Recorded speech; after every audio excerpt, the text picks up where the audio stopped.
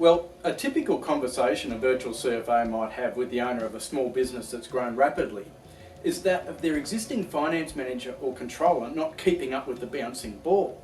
It's starting to hold the business back and make the owner very nervous. Now, it's a very sensitive area. Perhaps the incumbent has been with the business right from the start.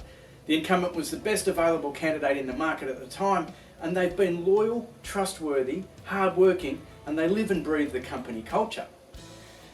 However, the owner is realistic about the limitations of the incumbent's capabilities, and he thinks he's only got three options. One is to move the incumbent to the side and split their job in half.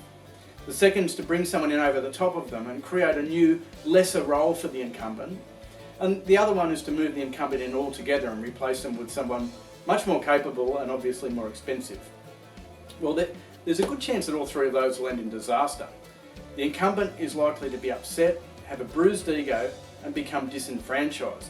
And if they do move on, they take with them all of the corporate history, the knowledge of the operation, and it also affects the morale of the staff that remain or the survivors, seeing how one of their own is treated, and they might then pop up at a competitor. The new person then has to find their feet without the help of the incumbent, and they're no guarantee to work out.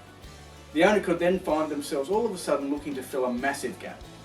Well, the owners of these businesses really need to consider hiring a virtual CFO on a part-time or as-needs basis to help their incumbents reach the things that are up on the top shelf as and when needed.